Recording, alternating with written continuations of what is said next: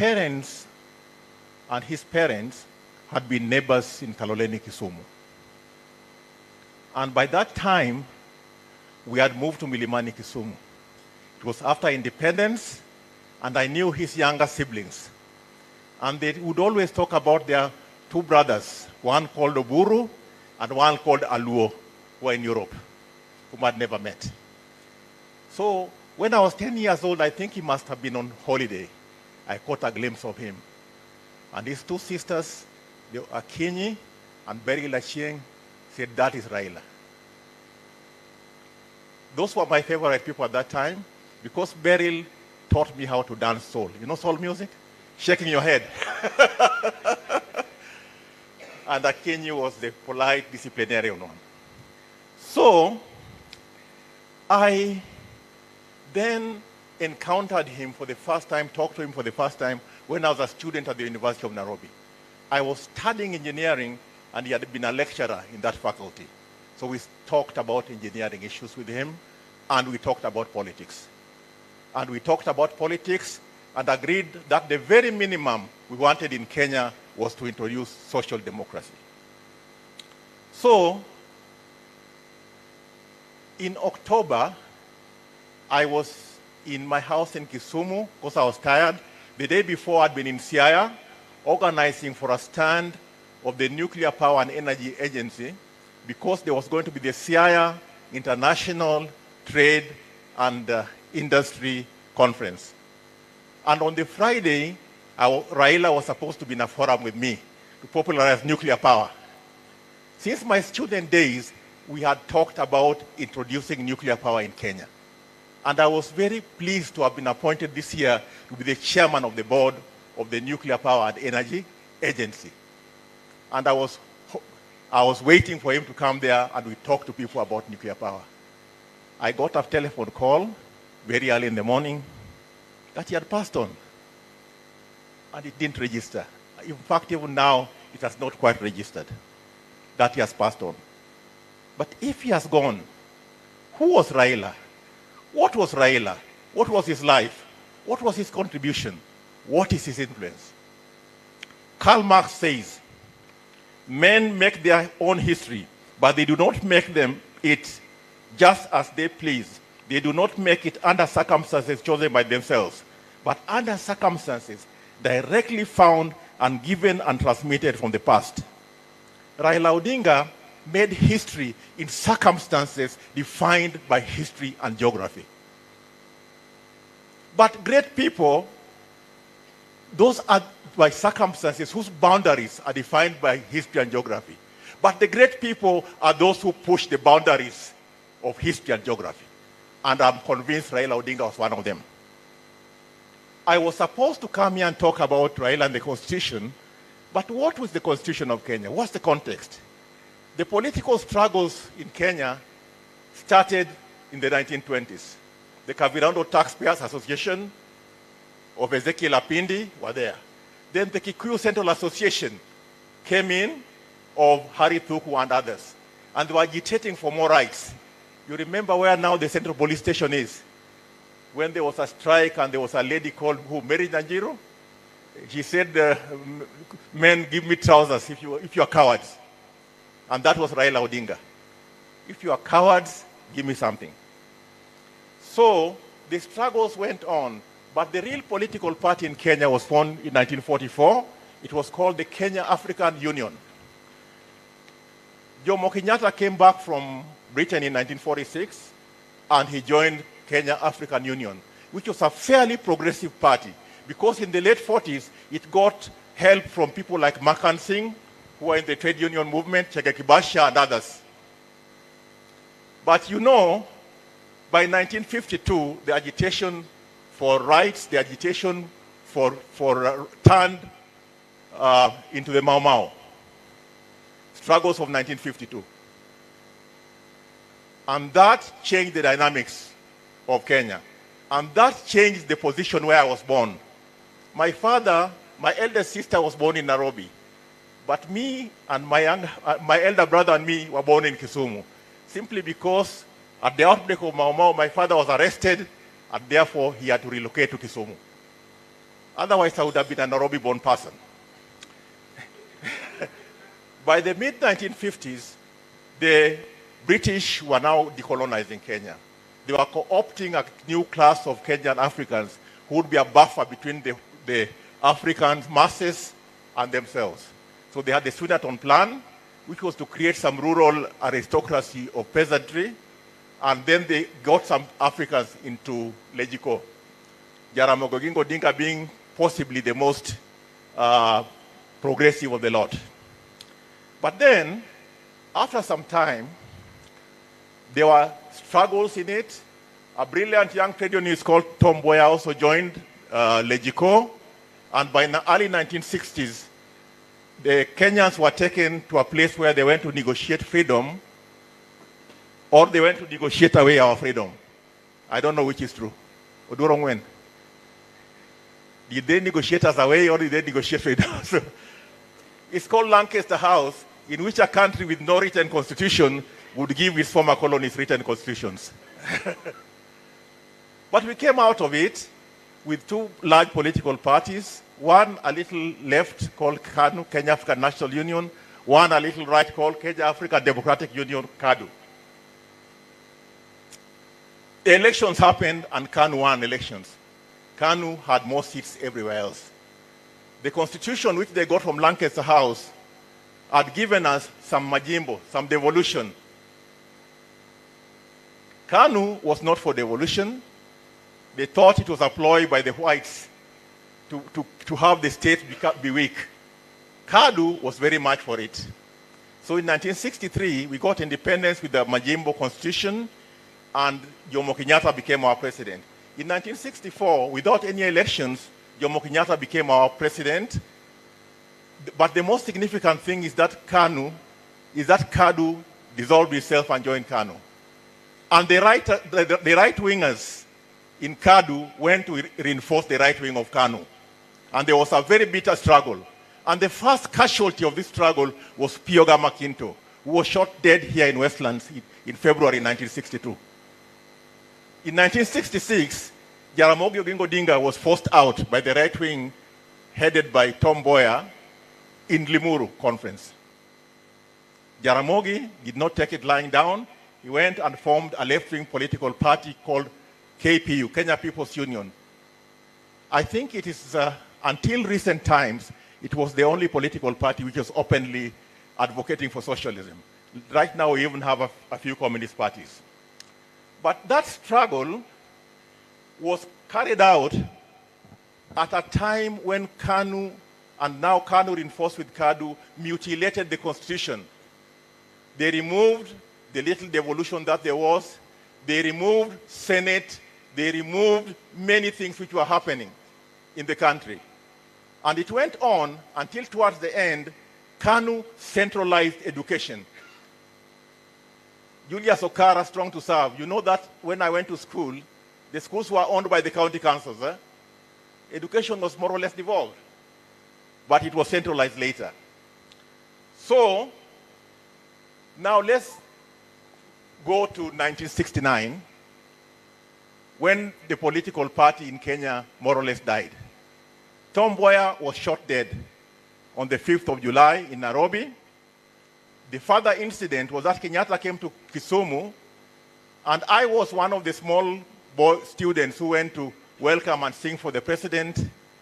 And when some chaos broke out, our headmistress, Mrs. Tejpa, took us into the middle of Kisumu because there was shooting going on. There is a young boy from my school called Al-Nur Daya. His father, Abdul Daya, was the deputy mayor of Kisumu. He was shot dead about 400 meters away from where people were fighting. And John, who was a servant of our neighbor, was shot dead at Jubilee Market about 4 kilometers from there. After this incident, Jaramogi was detained, KPU was banned, and therefore Kenya entered a period of one-party de jure rule, which went on until 1982, when KANU declared itself the only legal party by changing Section 2, by including Section 2A of the Constitution. Now, the people who had been struggling openly had no chance. They had no chance to run in another political party. It was KANU, and KANU alone. And we know KANU, after Mboya died, was just the provincial administration and treasury of Kenya. And the chiefs who used to sell their cards. So at this time, there were discussions. And I overheard many discussions about what to do with Kenya. When we were still discussing, one fine Saturday, something happened which we had not seen before. Paddy Onyango was in the cover, the Paddy you saw there, the elder of the Standard, denouncing the government openly and saying that, who are these Marxists they talk about? If they are Kenyans, they also have a right to rule. On the Sunday morning, we woke up to the radio telling us that we had a military government. And after that, Raila was detained. He remained there for 8 years. Many things happened in the world. By 1989, the Eastern Bloc was collapsing and multipartyism was coming. So finally, Raila was released and he came out and struggled very hard for multi-party democracy through Ford and other political parties. Multipartyism finally came in 1991, December 1991. We got the 1992 elections, and Moi, with less than 30% of the votes, was elected president.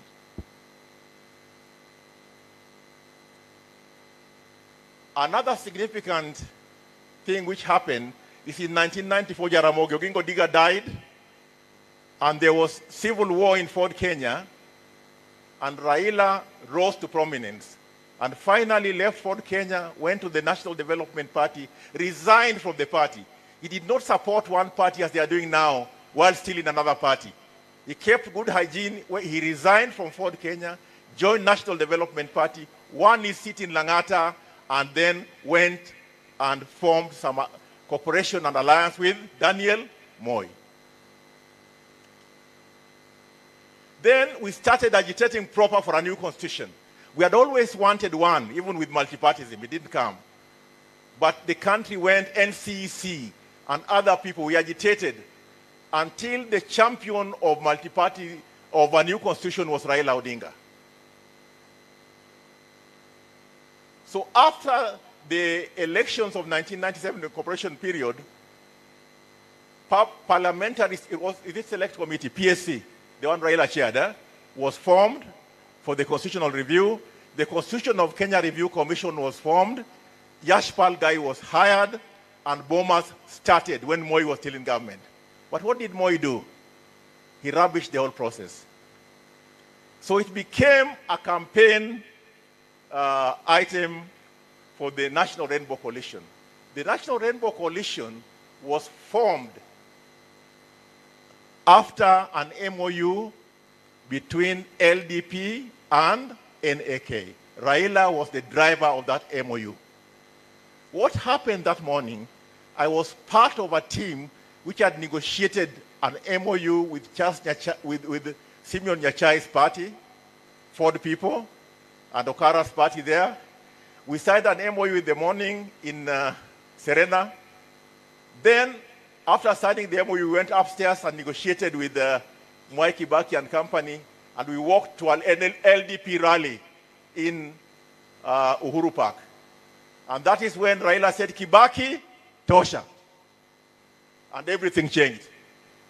And he campaigned very hard with Kibaki all over. And then Kibaki got the accident. I was in Mwenge House when it happened. But what did Raila say? The captain is there, is down. We continue with the struggle. And he campaigned very hard until we won the elections. Convincingly, I think 63% of the votes, and most MPs were National Rainbow Coalition. Then political immorality entered this. I'll finish in 5 minutes.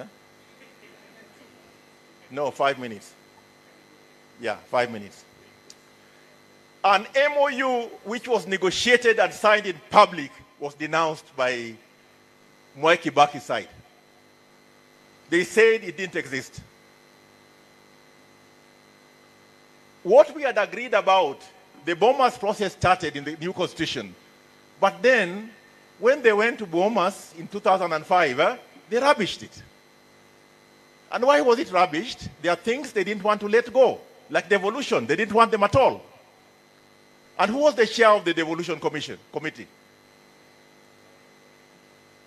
What happened to him? He shot dead. He was my drinking friend. No, uji tu hapa nani kitu.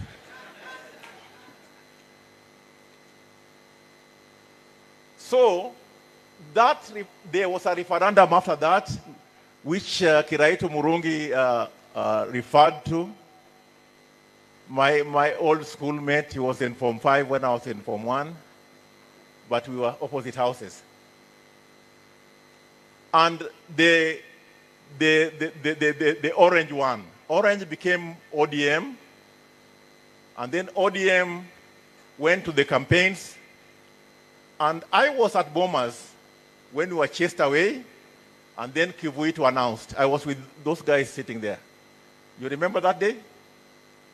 The police came, chased us away, then they announced the results. KICC, we are KICC. Then, what happened that time? The country exploded. And that is when CMD became important. I was the chair of CMD, and Jerika Beberi was our executive director. We said, this is our country, we will not let it burn. So we were the first people actually to reach out. And even when Kofi Annan came to Kenya, we were the ones who received him.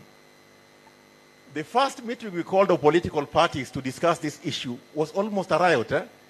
They were in two camps and they almost killed each other. But when we called the second, third, fourth, fifth meeting, now they calmed down. Until when we went to other places, they calmed down and things were solved. And as a consequence of that,